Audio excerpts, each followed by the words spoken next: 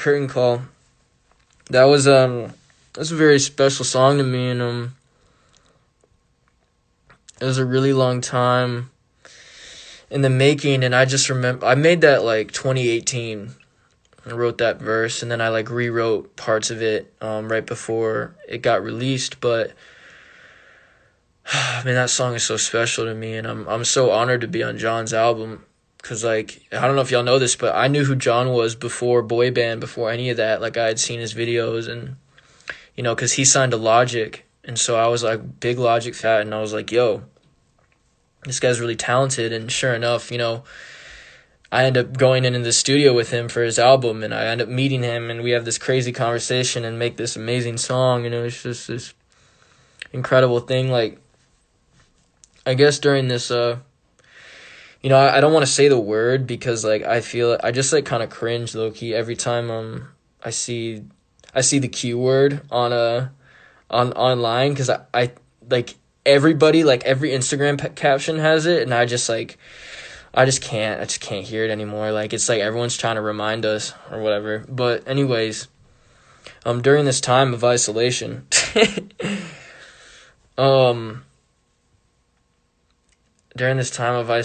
it's got me thinking about, the last chapter, I guess you could say, the last chapter of my life, of like, I was talking to Thomas. Y'all know Thomas Crane.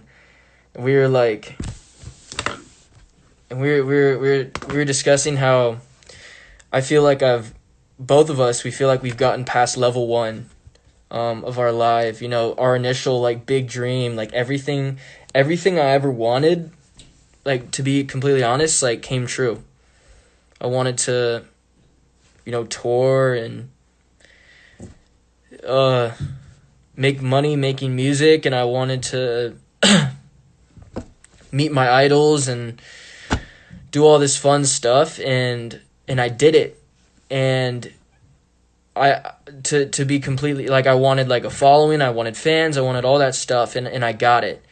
And what's crazy is like looking back, I'm like, man, that was great preparation, because I was able to do it in a safe way where because I don't know, I feel like I was growing up, and I still am growing up, obviously, but I was growing up making mistakes, saying things that weren't right and doing things that weren't right. And luckily I wasn't putting out music of my own, to be honest. Like I feel like if I had, I would have put out something that wasn't me, or that was like that exhibited a characteristic of me that just wasn't ideal.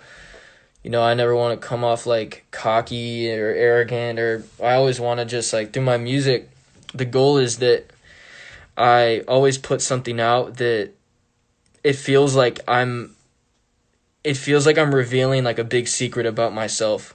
I think that if I'm able to do that with every single song that I put out, then my music will be authentic, and it'll be like consumed in the right way, and I feel like I'll really, really make something that actually has an impact. And that's like, I guess I'm trying to get at, like, I've been thinking about, what exactly is it that I really want? What exactly is it that I want of all this? And the answer I have right now is that, I want people to, I don't want to get all like deep and like emotional and all that, but I think the bottom line of it is I just want people to feel like they're heard. I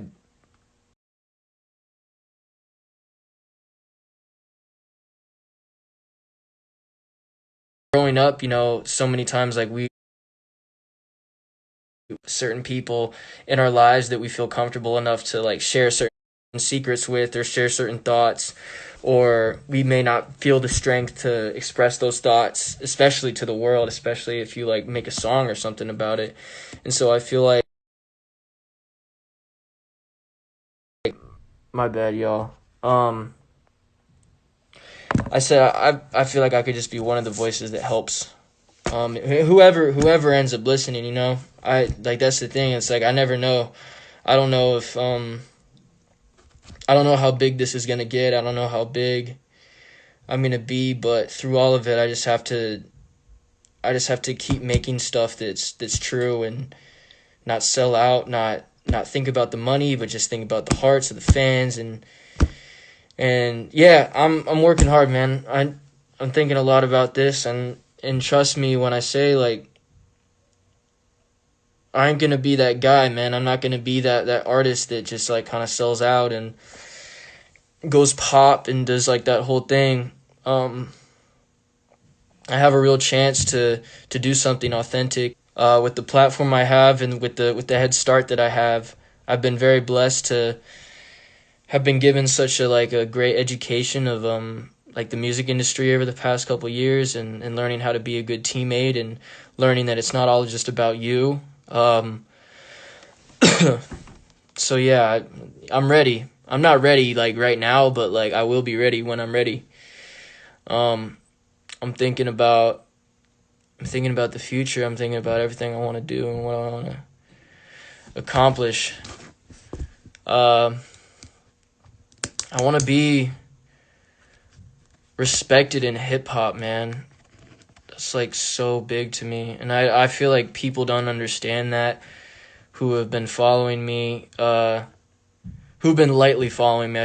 Y'all understand what it is, but I feel like people don't really get how much I really want to be a part of this, and how much I feel like I have a voice. I feel like I have something to say, and it's like Pac said. I'm not gonna be the one to change the world. I may not. Maybe I do, but even if I don't, I'm gonna. The goal is just like inspire that next kid, man. Who, like, if I can just. I got what, like 90 years on this planet, 90 years, maybe 100. So the way I think of it is like, if I can make those 100 years last multiple generations, like hundreds of years after me, like if you think of people like, I don't know, like Mozart or Beethoven or like these classical musicians, like they lasted centuries. Their work lasted centuries, and that's kind of what I want. That's not kind of what I want. That is what I want. I want to be in history books. I want people to learn something from my life. I think that's the purpose of being alive, is so like you can set an example for whoever, like whatever you do, whoever you are. Anyways, I'm going on a tangent. Yeah. So yeah, music and all that. It's gonna be fun. It's gonna be important, and I'm excited, and it's gonna be great. It's lit. Fuck.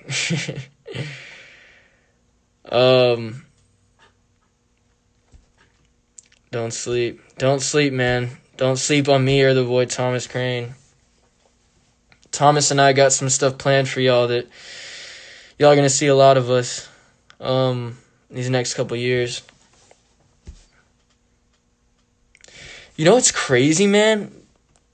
You know what's crazy? Like, I know y'all have been talking about this, but like, this is crazy. So like the world, like the whole world, like not just like America, not just like Ohio, not just like your state, like the whole world is like paused.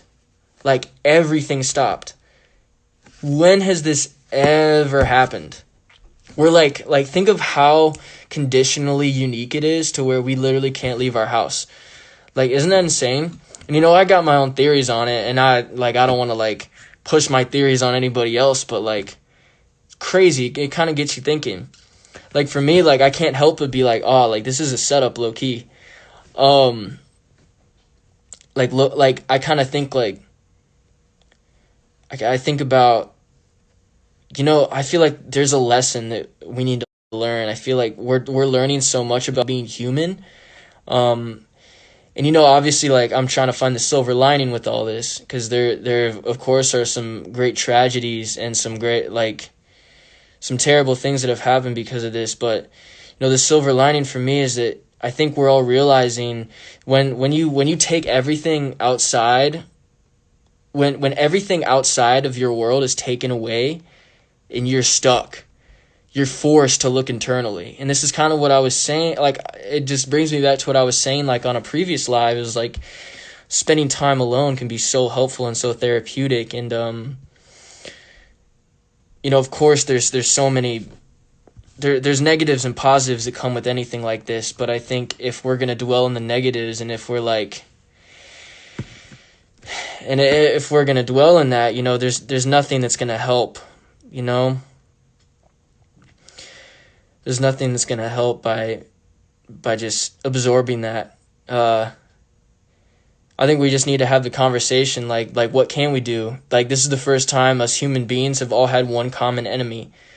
And it's not like, it's nothing with like, it's not like we're all mad at, it's not like there's like opposing sides. It's like there's one thing that's like keeping us all down, which I think is powerful, and I think is symbolic in a way.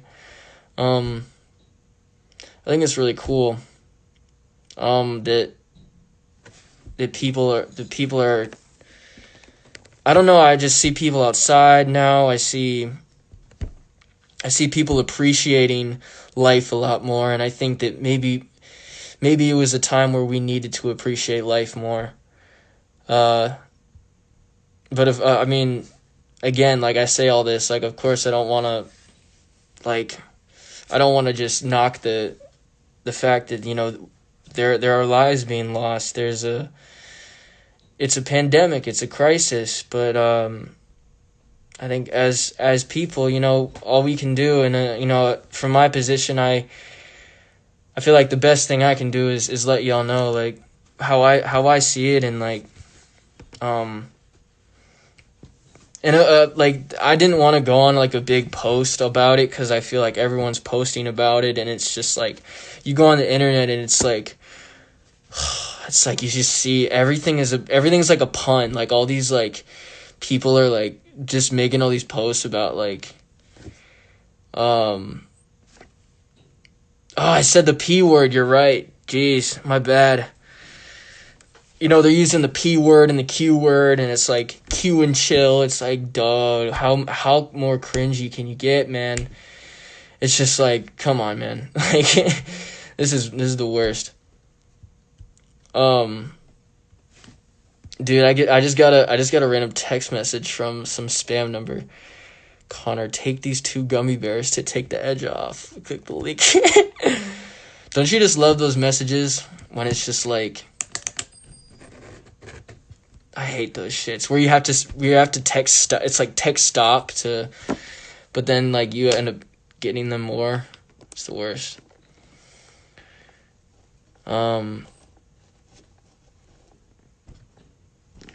What's the P word? It rhymes with can't check it.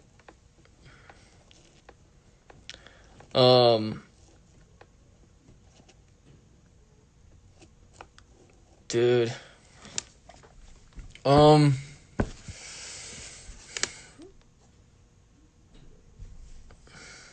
Yo, when's the last time y'all used one of these? So I got this Wii when I was in LA, not because like, I think it's the greatest thing ever, but I think it was like a really big part of my life. Like, when I first started gaming, like, we didn't get an Xbox, like all the kids had an Xbox, like we got the Wii. So like Wii Sports, Super Mario Galaxy, like Wii Play, Wii Sports Resort, like all the Lego games, like Lego Batman and stuff, like just playing that is like so nostalgic to me. And I got an Xbox, like don't worry, it's like Xbox games for life. But like if y'all are hip to this, that's that shit. Oh, Mario Kart, yeah, of course, that was a classic.